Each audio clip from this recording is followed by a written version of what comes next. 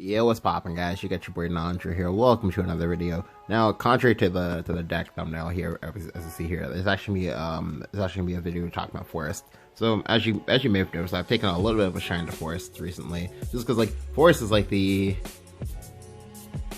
like the best deck, or I guess like the best class at the moment. That's also kind of like it was underrated for like a few sets, but that's like more or less like caught on, and now we're like kind of like in the fever pitch. So again, this list I'm using, it's like the rank 1 list again, like the title says and everything like that. But what I wanted to go ahead and cover today was I wanted to like talk about like some of the nuances and like things like that of like the Forest mirror. So actually, let me go ahead and just go back to the thing because that'll probably help explain this. So as you may know, like if you're someone who's like playing Forest, like you probably have to play a lot of Forest mirrors, right? Well, and if you don't play Forest mirrors, then just, you know, this will just be, I guess, like a nice, like, little, like, handy-dandy sort of thing for, like, for things to expect when like, you're playing versus Forest. So, generally speaking, there are some, like, go first aspects to the Forest mirror. So, just, like, say, Brambles, like, because Brambles, like, works with both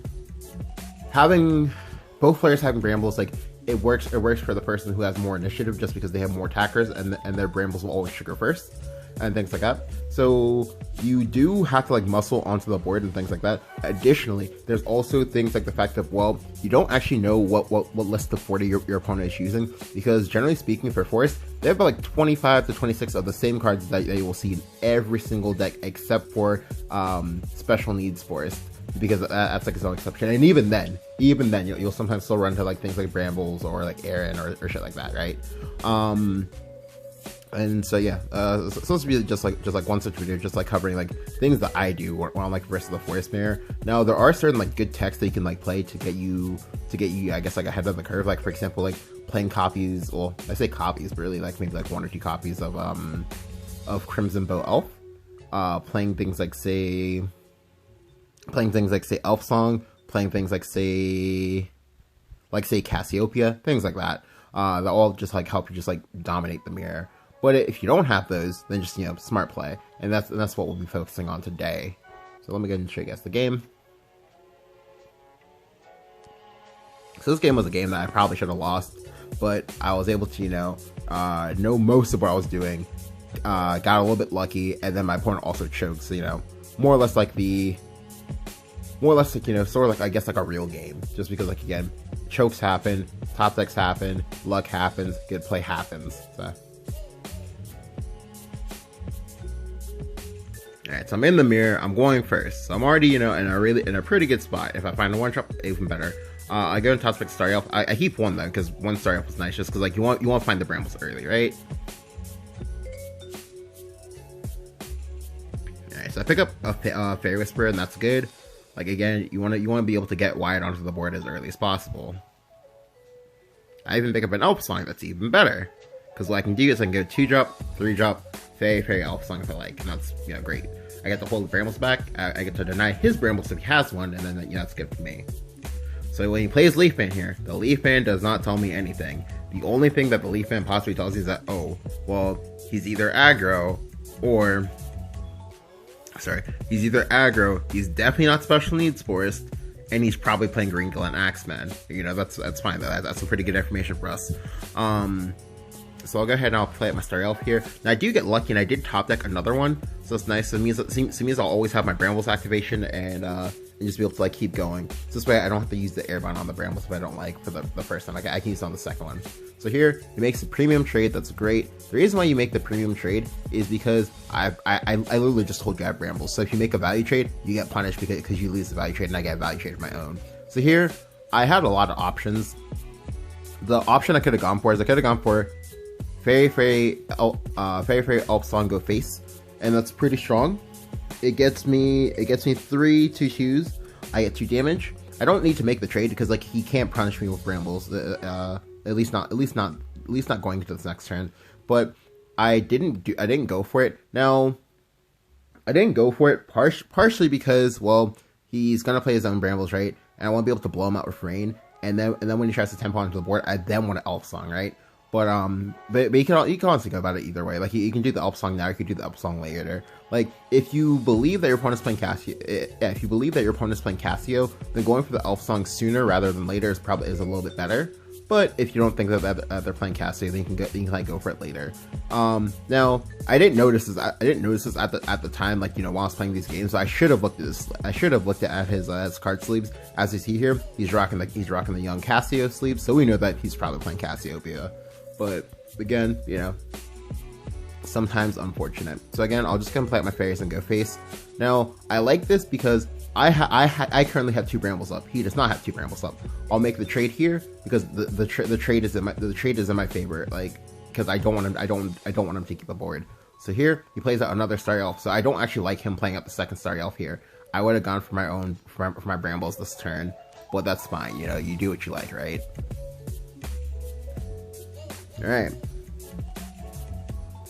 So here I get yet another opportunity to go for my Elf Song. I really should have taken this one, but I didn't take it.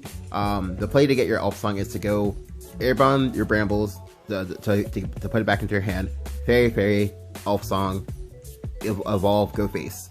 Like you do that and you get a lot of pressure. Like and that's one of the plays that I should be doing. That's something that should be like focusing on. But I'm a very value oriented person, so I usually I'm a very value oriented. Translated as I like to take my games nice and slow, just grind them out or whatever. Make more decisions over the course of the game, but which could sometimes be right and could sometimes be wrong. And I felt like in this particular instance that was 100% wrong, because I know he has 2 Brambles on his hand and his Brambles are like dead cards, right? But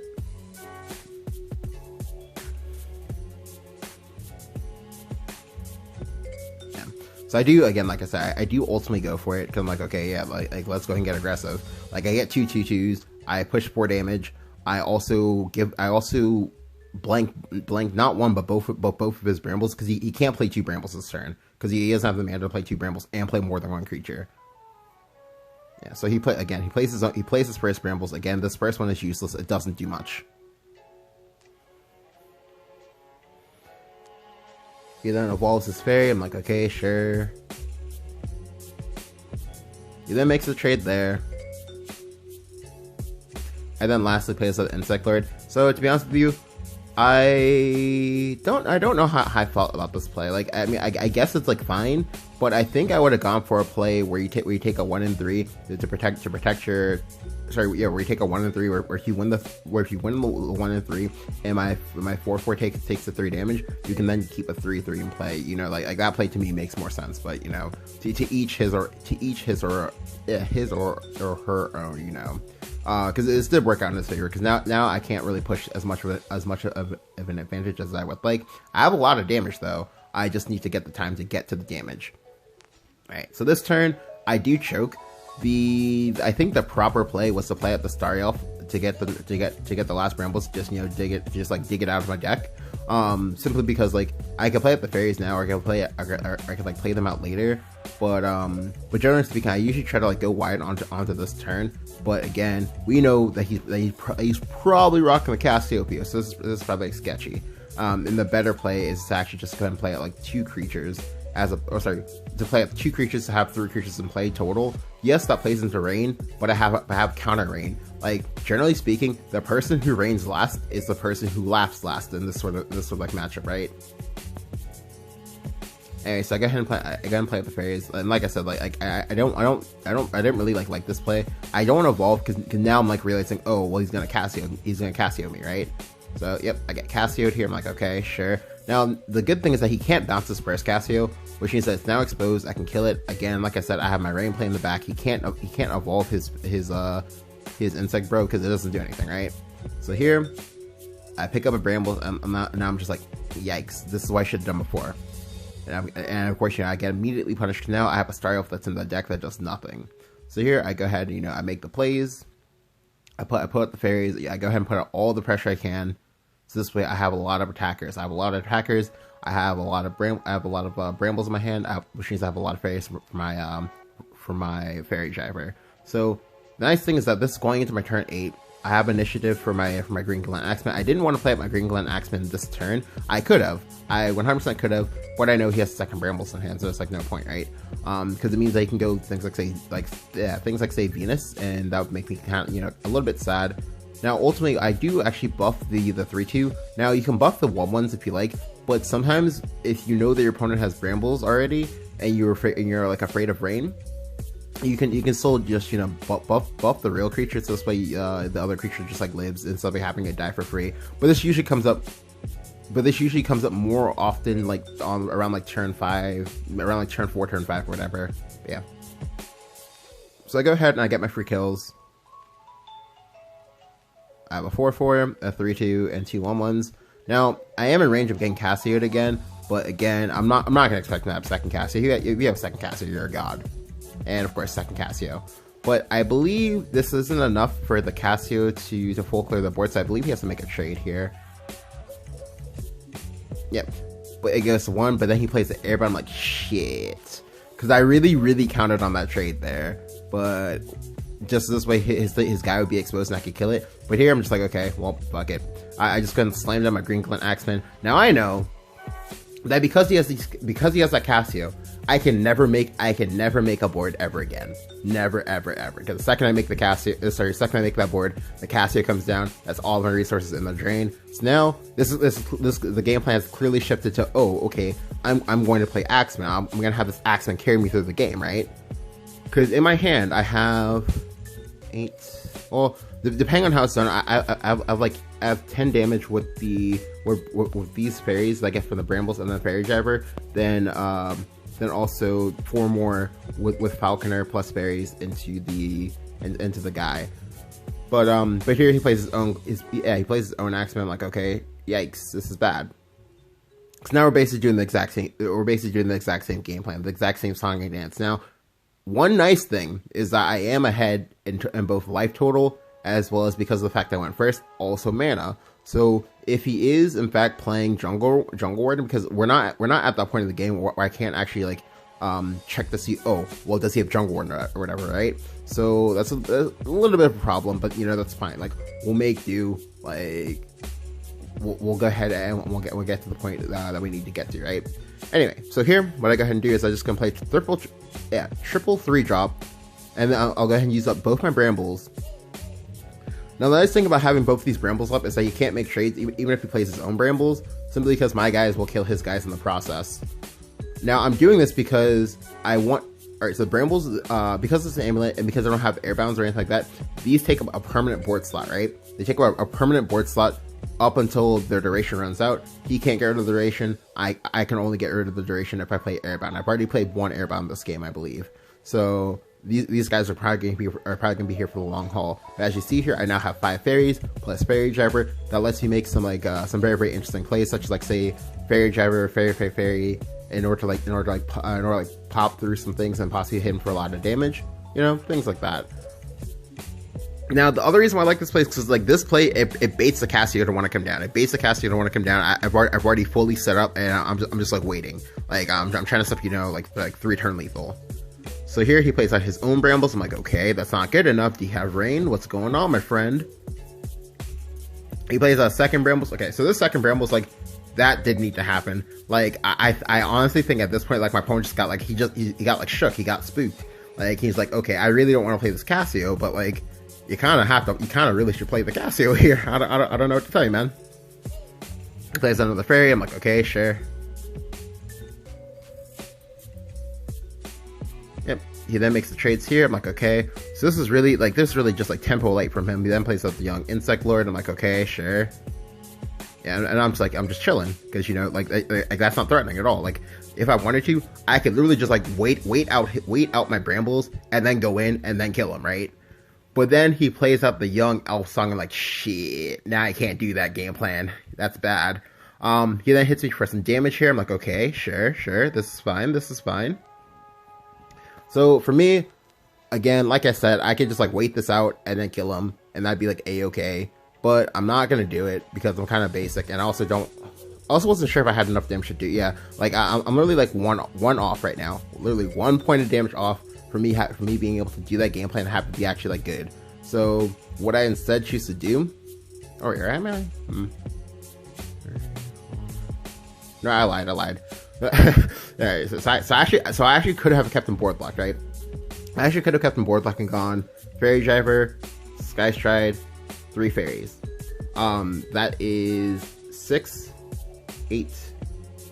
Actually, no, I lied. It actually comes up to being the exact same thing. Anyway, so here, as I was saying, so I need to go ahead and actually get the damage here that I need to get, getting like my initial damage to get my 2-turn lethal, as well as just, proc my Axeman. So I go ahead and I play the Sky Stride Raptor, and I play the Ariana. I make sure to do it in this order, so this way the Ariana gives me the 1-mana IV Spellbomb, and the IV Spellbomb is already activated as well. So I'll go ahead and pop the Insect Bro. Now, here, I actually could have done something very, very important. I have enough damage to kill him, right? So I should just be making trades that play into the board, and that don't actually telegraph anything. Because right now, I do get some free kills with the fact that I have these brambles up. I get one free kill now, and then he can make his own brambles and make his own trades. But this way, I actually get to keep my Ariana alive, and I kind of coerce him into playing his Cassio or something like that. If he plays Cassio, if he doesn't play Ward, if he doesn't play Heal, I win. So I should just go ahead and make the trade. Like the trade is free, I should do it. But I didn't think that far ahead. I just assumed that if I went face, he would play Cassio to because he would get scared and then just give me the win, right? Yeah, because again, he starts making trades. I'm like, okay, well that's kind of bad because the fact that he makes trades already means that he's probably gonna play a Ward. Yep, he plays with the young jungle Ward, and I'm like, shit, that's bad. He makes another trade. Now, honestly speaking, he didn't need to make all these trades. Real talk, the trades he just made there did not need to happen. He's literally choking. How am I getting through 2 jungle wardens when we have brambles up, which means that my Fairy Trapper doesn't get through this? What? in what world does that happen? It requires me to have 2 Arianas. It requires me to have Ariana, creature, Ariana, and then not even then am I able to get through all of that, right? So yeah, so that was a big choke from him. He lost 10 damage. I'm wow, that's crazy. The amount of respect is insane. Because again, like I said, the only way he dies from the spot, right? The only way he dies from the spot that he was in by going for the 2-turn lethal is if I had Elephant. I would need to have either Elephant or my own jungle warden, and even then, I don't even know if my own jungle warden wouldn't even be good enough because I can't actually get through the Ariana because of the double brambles here, right? It lets me stall, but stalling is not the same thing as winning, especially not when my opponent has multiple cards in hand and clearly is playing other things, right? Because he's clearly playing jungle warden, so that means he's probably a second jungle warden in hand. But thankfully, because of the choke, I'm able to top deck a second copy of Green Glen. I'm like, okay, yeah, let's do it. So I go ahead and I make the trade here. Yeah, it's a suicide, but it has to happen because if he has second jungle warden, which he's now free to play, I will die. So I go ahead and play my fairies. I'm like, okay, sure. By playing up the fairies, I'm able to drop him down to 1 because again, Axeman stacks. So now I have 3 cards in my hand. He literally knows I have 3 cards in my hand, so he has to either be able to kill me here or heal. But because he went down to 1, as opposed to being at 3, Aaron doesn't cut it anymore. If he plays Aaron, he goes to 4. I play my cards, he goes back down to 0. So he needs to be able to heal with say Elf Queen. But I don't expect the deck that's playing Leafman and Jungle Warden to play Elf Queen, right? So this should be checkmate. Yeah, because then he plays another jungle warden. I'm like, okay, sure. But like I said, because of the choke from earlier, we're able to take it. He's a few points of lethal off. If he had went face with the 2-2 late earlier, I was game. If he did that was just game. Especially because he had the evolve. He literally held the evolve the entirety of the game. Because I don't know what he was playing around or what he was so spooked by. But sometimes we take those. So here I topped the second fairy draft. I'm like, okay, nice. I have lethal. So I just need to play 3 cards. But and this is, I guess, a habit of mine, but whenever I play the 3 cards to get the Axeman lethal, I sometimes BM and play more cards. But yeah, at this point he realizes that he's dead because I have Axeman stacks, I have Axeman stacks and I have 3 cards in hand, literally 3 cards. If I had 2 cards, you could hope that won't have anything to generate value, but no, I literally have 3 cards in hand. So here I go ahead and order my stuff wrong, BM a little bit, and then yeah, he's dead. I could have killed 2 wardens, I believe. Yeah, I could have killed 2, or is it 2? No, just one. So, but yeah. Anyway, so that's lethal. We get him. He's dead. poof. So it's just like little things like that. Like honestly, like the force mirror is honestly like pretty is relatively skilled in terms of, I think, as far as like mirrors in this game go. There are some games that just like glue to like silly things, but the tech choices matter. The matchup knowledge, it matters, and it just, it feels good. Like I was able to climb quite a bit on stream, like when I was like playing this deck. Well, not this deck, the one that's like on the toolbar, but the forest craft. So definitely a deck to pick up if you feel like it. And yeah, it's also really, well, this version is also really cheap to make. It's like it's not like a lot of values, but it's not a small amount either. So you play 3 golds, or no, not 3. You play 9 golds, and then 3 legendaries. The Aria as a support in the last like 2 videos, it's not necessary. I'm only playing it because 1, I have it. 2, the list I got it from had it as well. But yeah, it's 100% not necessary. You can like play, I don't know, you can play like a Cassie or something like that, or like an elephant if you wanted to, and that'd be like a-okay. But yeah. So yeah, if you guys enjoyed the video, go ahead and leave a like. Go ahead and hit the subscribe button. Let me know what you think about Forest down in the comments below. Thank you guys for watching, and I will catch you guys next time.